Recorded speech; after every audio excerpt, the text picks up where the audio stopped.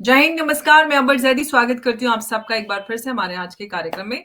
दोस्तों, आज global diplomacy का जो थर्मामीटर है, वो सडनली फीवर मोड में चला गया है और डोनाल्ड ट्रंप ने एक ऐसा बयान दिया है और एक ऐसा कदम उठाया है, जिसका जो इम्पैक्ट है पूरी दुनिया पर नजर आने वाला है। साउथ अफ्रीका को G20 26 का इनविटेशन जो है वो नहीं मिलने वाला है, ये प्रेसिडेंट ट्रंप का कहना है। और अमेरिका ने कहा है कि G20 के जो मेंबर हैं, वो जो साउथ अफ्रीका की मैं बात करें, इस G20 के मेंबर को डायरेक्ट ब्लॉक कर दिया है। और इसका जो रीजन है वो ये है कि डोनाल्ड ट्रंप कहते हैं कि जो व्हाइट साउथ अफ्रीका में रहने वाले लोग हैं, जो किसान हैं, उनका परसिक्यूशन हो रहा है, उनकी जमीनें हड़पी जा रही हैं और उनके खिलाफ जो हो रही हिंसा है उसको साउथ अफ्रीका जो है वो नकारता है। ये जो क्लेम है डोनाल्ड ट्रंप का, इसको साउथ अफ्रीका ने तुरंत इसको बेसलेस बोल दिया है और इसको खारिज कर दिया है। पर कहानी जो है वो यहीं पर आकर नहीं रुकती है। ट्रंप का ये भी कहना है कि जो साउथ अफ्रीका है, उसने G20 के जो फाउंडिंग प्रिंसिपल्स हैं उसको अंडरमाइन किया है। और सबसे बड़ा आरोप ये है कि जो क्लोजिंग सेरेमनी में यूएस एम्बेसी के जो रिप्रेजेंटेटिव थे, उस उनको G20 की जो प्रेसिडेंसी है उसको हैंड ऑफ नहीं की गई। तो यही सारे सवाल हैं और इन्हीं सवालों को लेकर आज की चर्चा का हम आगाज कर रहे हैं। आप हमारे साथ बने रहिए और उमेश जी भी हमारे साथ है। उमेश जी, बहुत स्वागत है आपका। जय हिंद, नमस्कार। जय सिया राम अंबर जी। जय सिया राम उमेश जी। उमेश जी, ये जो Donald Trump versus global south जो होता जा रहा है, ये पूरी सिचुएशन जो बन रही है, जो ये ट्रंप ने डायरेक्ट वार्निंग दी है ग्लोबल साउथ को, ये किस तरह से देखा जाना चाहिए? क्या इसके कॉन्सिक्वेंसेस होंगे? क्या और मतलब निकल रहे हैं जो साउथ अफ्रीका को G20 से बाहर करना, और ये किस ओर लेकर जा रहा है पूरे इस सिचुएशन को? देखिए 2026 की जो G20 समिट है वो मियामी फ्लोरिडा यूनाइटेड स्टेट्स में होने वाली है। और हम्म। इसी के मद्देनजर डोनाल्ड ट्रंप ने बोल दिया है कि साउथ अफ्रीका को वो इनविटेशन देने वाले नहीं है, क्योंकि साउथ अफ्रीका ने एक तरह से वहां पर जो लैंड जो है वाइट्स जो वहां पे रहते थे। देखिए पहले साउथ अफ्रीका जब 19 सेंचुरी में जब वर्ल्ड ओवर लोग इंडिया आना चाहते थे तो वो यूरोप से साउथ अफ्रीका से होके फिर वो इंडिया आते थे। उस समय सुएज कैनाल बना नहीं था, तो वहां पर साउथ अफ्रीका के जो पोर्ट है वहां पर व्हाइट्स लोग वहां पर रह रहे हैं और व्हाइट्स के पास एक तरह से बहुत सारे लैंड्स हैं। तो ये जो साउथ अफ्रीकन प्रेसिडेंट है रामापोसा, उन्होंने एक नया बिल लेके आए थे जिसके अंदर excess land holding of white farmers को उन्होंने नेशनलाइज करके उन्होंने ब्लैक वहां पर जो नेटिव पॉपुलेशन है साउथ अफ्रीका की उनको दे दिया। इसके कारण डोनाल्ड ट्रंप और साउथ अफ्रीका के जो प्रेसिडेंट है उनके बीच में नोकझोंक भी हुई थी। व्हाइट हाउस में भी उन्होंने बुलाया था डोनाल्ड ट्रंप में और उधर भी वो क्लिपिंग चलाई थी। उसके बाद देखिए Donald Trump wants to champion himself as a leader of global Christianity. मतलब जो जो वाइट प्रैक्टिसिंग क्रिश्चियनिटी है, फेथ है, उनको वो चैंपियन करना चाहते हैं। मैंने हमेशा बोला है कि डोनाल्ड ट्रंप जो है एक तरह से क्रिश्चियन फेथ के ऊपर उनको बहुत ज्यादा वो तवज्जो देते हैं। वो मागा सपोर्टर्स के बीच में अपनी इमेज रखने के लिए उन्होंने सारे विश्व में अपनी जो अमेरिका के रिश्ते हैं सबके साथ खराब कर दिए हैं। अब सबसे बड़ी बात है कि साउथ अफ्रीका को इनविटेशन ना भेजने का मतलब क्या है? वो ब्रिक्स के अंदर एक दरार लेके आना चाहते हैं। आप पूछिए कैसे? देखिए ब्रिक्स के अंदर जो मेन कंट्रीज है ब्राजील, रशिया, इंडिया, चाइना और साउथ अफ्रीका। साउथ अफ्रीका को उन्होंने G20 का इनविटेशन नहीं दिया। इंडिया के ऊपर उन्होंने 50% टैरिफ लगाया। उन्होंने ब्राजील के ऊपर भी 50% टैरिफ लगाया, पर चाइना को कंसेशन दिया है। रशिया के साथ वो बात कर रहे हैं यूक्रेन डील रिजॉल्व करने के लिए। इसके लिए इस बार जो G20 के समिट में जो भारत ने इफ्ता फोरम बनाया, इंडिया, ब्राजील और साउथ अफ्रीका का फोरम, ये एक तरह से ब्रिक्स के अंदर इंटरनल ग्रुपिंग भारत ने बना लिया। क्योंकि भारत को मालूम है कि जो अमेरिका है वो ब्रिक्स को कमजोर करना चाहता है। वो चाहता है कि चाइना को हम अपने साथ ले लें, रशिया को हम अपने साथ ले लें, जिसके कारण मल्टीपोलर वर्ल्ड ऑर्डर ना बन सके। देखिए वर्ल्ड के अंदर अभी 2 वर्ल्ड ऑर्डर ऑलरेडी चालू हो चुके हैं। एक तो वेस्ट डोमिनेटेड वर्ल्ड ऑर्डर और एक चाइना का। वो नहीं चाहता है कि नई कंट्रीज़ जैसे इंडिया है, ब्राज़ील है, साउथ अफ्रीका है, ये एक तरह से उभर के आए। इसके लिए वो चाहते हैं कि जी20 को वीक किया जाए। और देखिए जी20 में कभी भी क्या होता है, बहुत लेवल की मीटिंग्स होती है, जैसे फॉरेन मिनिस्टर की मीटिंग, डिफेंस मिनिस्टर की मीटिंग, हेड ऑफ स्टेट की मीटिंग, वहाँ पर बहुत सारे डेलीगेट्स की मीटिंग भी होती है। इस बार डोनाल्ड ट्रम्प ने बोला है कि कोई मीटिंग्स नहीं होने वाली, बहुत लो की अफेयर रखने वाले हैं। तो जी20 को वो अंडरमाइन करना चाहते हैं, जैसे यूनाइटेड नेशंस को अंडरमाइन कर चुके हैं जो P5, वैसा ही वो जी20 को भी अंडरमाइन करके इसको एक तरह से वेरी क्लोज ग्रुप बना के रखना चाहते हैं, जिसमें मैक्सिमम जी7 जो जी7 मेंबर्स हैं plus plus China plus Russia, इसके लिए वो टारगेट कर रहे हैं 3 मेन कंट्रीज को, साउथ अफ्रीका, इंडिया और ब्राजील। तीनों ये कंटेंडर है the for permanent seat in the UN security council also. और तीनों ही पिच कर रहे हैं कि आईएमएफ के अंदर जो एसडीआर है, उसके अंदर उनकी करेंसी को भी इंक्लूड किया जाए। अब सबसे बड़ा प्रॉब्लम ये है कि डोनाल्ड ट्रम्प नहीं चाहते कि ये जो पावर है, जो ऑलरेडी उनके हाथ से निकल के रशिया और चाइना के साथ है, और कंट्रीज के साथ जाए। तो कहीं न कहीं वो रशिया और चाइना के साथ दोस्ती कर रहे हैं, और इंडिया, ब्राज़ील और साउथ अफ्रीका के साथ वो एक तरह से टैरिफ वॉर और बाकी सैंक्शंस की बात कर रहे हैं। ये मुझे नज़र आ रहा है। सेकंड एक चीज़ देखिए कि डोनाल्ड ट्रम्प जो है, अपने आप को मसीहा प्रूव करना चाहते हैं ऑफ द क्रिश्चियन वर्ल्ड। और ये इन्होंने व्लादिमीर पुतिन के साथ भी ये दोस्ती कर रहे हैं।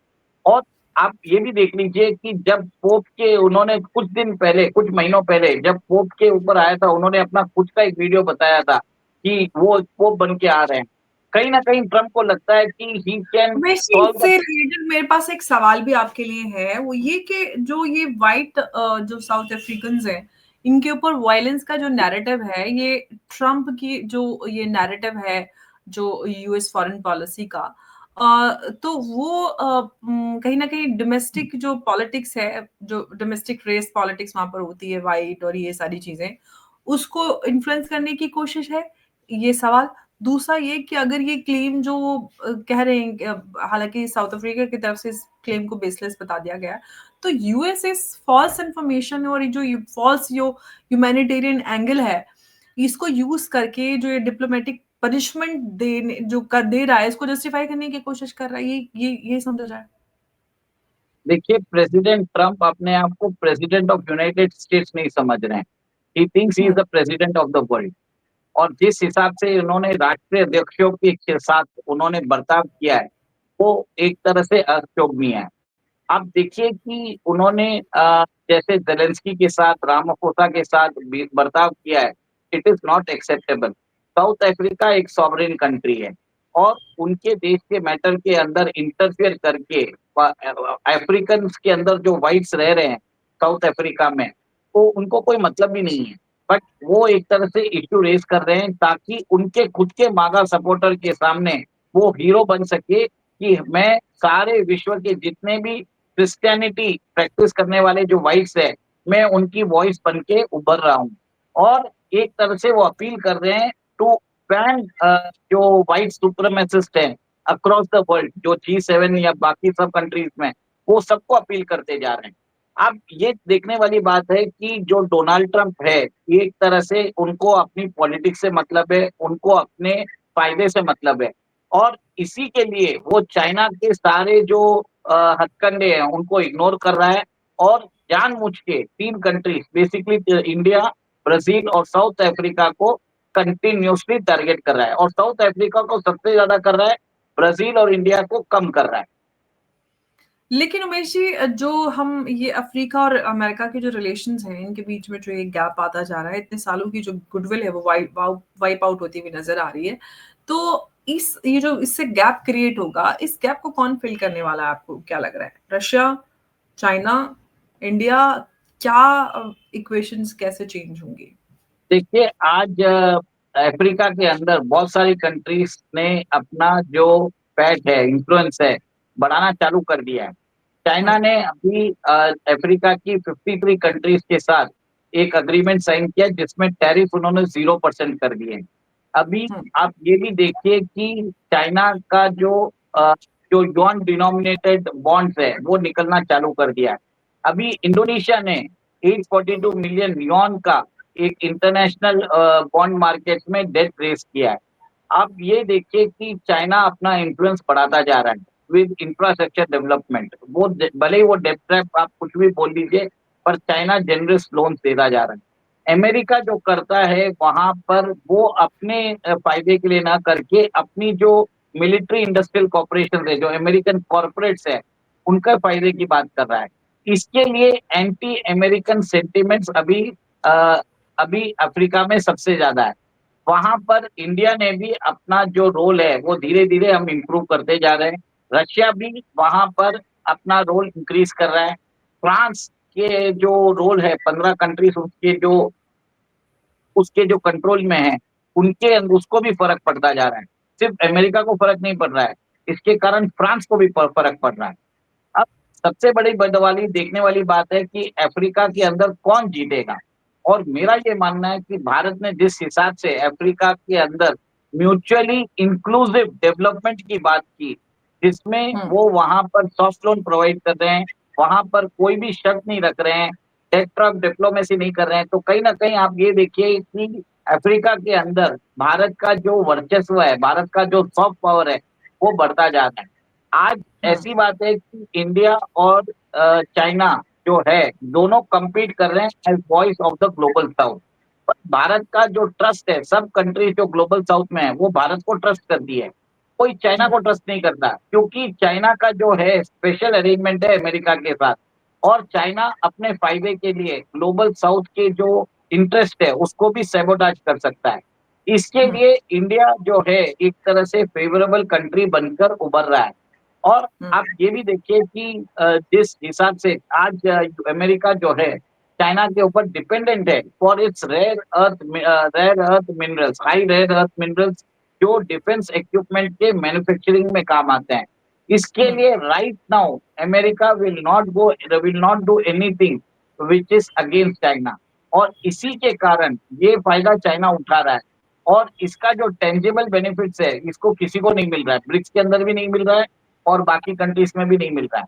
भारत जो है नेक्स्ट ईयर ब्रिक्स की प्रेसिडेंसी होस्ट कर रहा है और 2027 में ब्राज़ील जो है वो G20 की समिट होस्ट कर रहा है।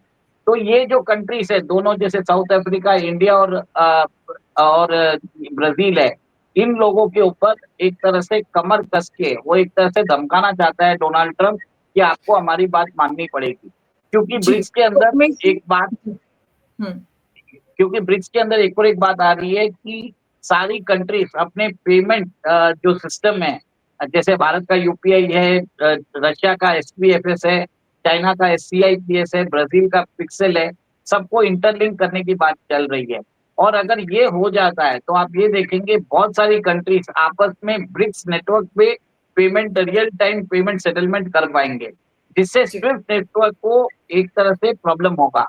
जी, अमेरिका वो लेकिन भी नहीं देखिए चाहता अगर कि वो हो। हम इस पूरे मुद्दे पर वापस आते हैं और ये पूरा जो मसला है इस पर बात करते हैं। एक मेंबर कंट्री को इस तरह से समिट से ब्लॉक कर देना, क्या ये दर्शाता है कि जो जी20 है वो न्यूट्रल प्लेटफ़ॉर्म नहीं बल्कि जियोपॉलिटिकल प्रेशर कुकर बनता जा रहा है? देखिए ऑलरेडी G20 के अंदर माँग उठ चुकी है कि रशिया को ब्लॉक किया जाए, पर उस समय चाइना, इंडिया ने इसको अपोज़ कर दिया है। और हुँ, ये जो है ट्रम्प जो कर सकते हैं, ट्रम्प है, ट्रम्प कुछ भी कर सकते हैं। वो बोल हुँ, रहे हैं कि मैं होस्ट कंट्री हूँ, मैं इन्विटेशन नहीं दे रहा हूँ। अब बिना इन्विटेशन के क्या साउथ अफ्रीका जाएगा?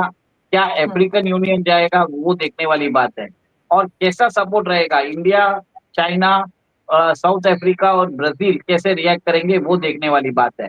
तो हुँ, मेरा ये मानना है कि अब जो साउथ अफ्रीका है वो रिएक्शन देखेगा ब्रिक्स कंट्रीज़ की। अब जो है ब्रिक्स की यूनिटी का जो टेस्टिंग टाइम है, वो चालू हो जाएगा। How strong is BRICS? देखिए ब्रिक्स एक तरह से बोलते हैं मल्टीलैटरल प्लेटफ़ॉर्म है, चैलेंज कर सकता है अमेरिका को। 50% ऑफ द वर्ल्ड्स पॉपुलेशन है, 35 टू 40% जीडीपी है, सब बात सही है। But what will happen to the BRICS unity? क्या हुँ, चाइना अपोज़ करेगा? क्या रशिया अपोज़ करेगा? क्या इंडिया अपोज़ करेगा? क्या हाँ, ब्राज़ील अपोज़ करेगा? ये जी। देखने वाली बात है। जी, इसी सेकंड से इक्व जी, जी। तो इंडिया को लेकर यहाँ पर सवाल निकल के आते हैं कि इंडिया जो ये फ्रेम करता आया है कि जो जी20 है, वो ग्लोबल कंसेंसस प्लेटफ़ॉर्म है। तो ये जो हो रहा है, इस सब से भारत की जो डिप्लोमैटिक जो विज़न है, उस पर किस तरह का असर पड़ेगा? साथ ही साथ जो मियामी में 2026 में जो जी20 समिट होने वाला है, उसको लेकर जो आपको लग रहा है कि क्या इंडिया को अभी से एक्टिवली एक मीडिएशन प्ले करने की आवश्यकता है या फिर आपको लगता है कि मतलब दूर रहना यहाँ पर सेफ है? देखिए, हमारा एक चीज़ है, हमारा इंटरेस्ट बहुत इम्पोर्टेंट होता है। हुँ, अमेरिका के साथ हम अमेरिका हमारा सेकंड लार्जेस्ट ट्रेडिंग पार्टनर है, हुँ, जिसमें हमारा अमेरिका के साथ ट्रेड सरप्लस है। We um, can not afford to go against America. मेरा ये मानना है, चुपचाप रहिए, किसी के अंदर मत पड़िए, जो ग्लोबल साउथ जो बोलता है, जो बाकी कंट्रीज़ वो बोलती है, वो लाइन और मेथड एक तरह से आप अपना दीजिए। वैसे भी जी20 में डोनाल्ड ट्रम्प का कोई इंटरेस्ट नहीं है, वो जी20 को वीकन करना चाहता है, क्योंकि इस बार आप देखिए जी20 के अंदर बहुत सारे कन्वेंशन फॉर्म हुए हैं।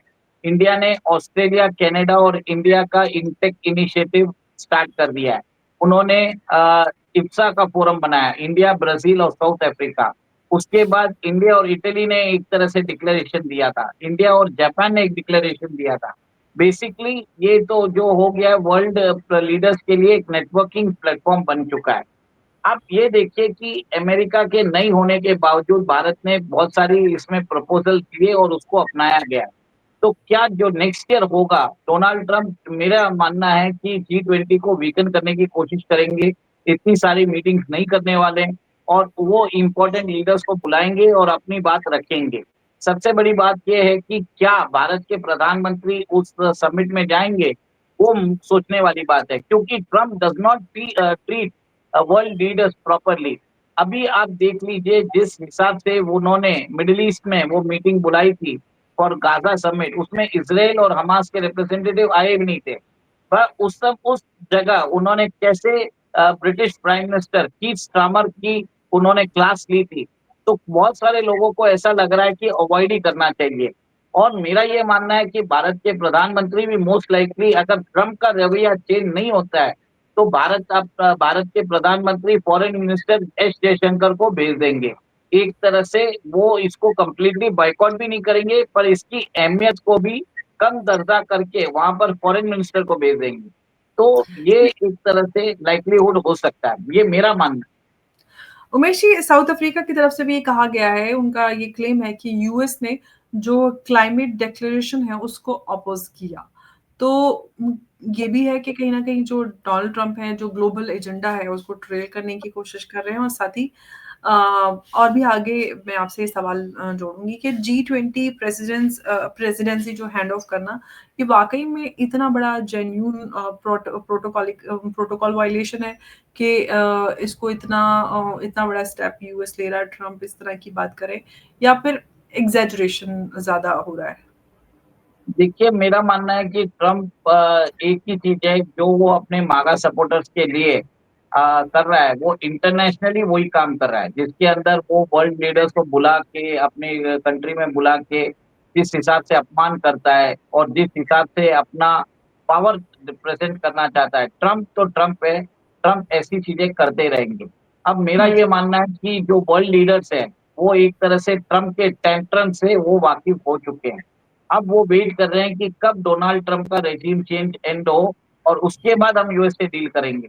इससे पहले आप देखिए कि यूरोपियन यूनियन भी तंग आ चुका है। उनको भी उन्होंने भी देख लिया कि ये ट्रांस अटलांटिक पार्टनरशिप है, उसको भी इसने खत्म कर दी है। तो अब यूरोपियन यूनियन भारत के साथ बात कर रहा है और भी वो अफ्रीकन यूनियन के साथ भी बात कर रहा है। वहाँ पर भी उन्होंने अपने टाइज डीपेन कर दिए हैं। इसका मतलब ये है कि world is getting for a post Trump world order as well and without America as well. क्योंकि 2026 की जो मियामी जो मीटिंग होने वाली है, बहुत लो की अफ़ेयर होगा।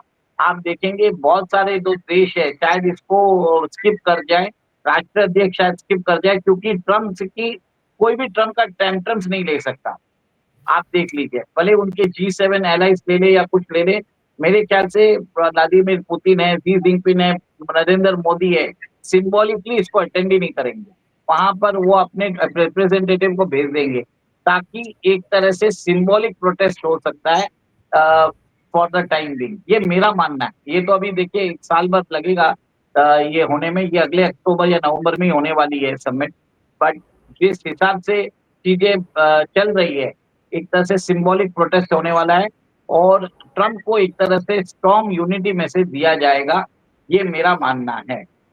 जी, बहुत धन्यवाद उमेश जी इस चर्चा पे हमारे साथ बने रहने के लिए। नमस्कार, जय हिंद, जय भारत। जय सिया राम। जय सिया राम उमेश जी।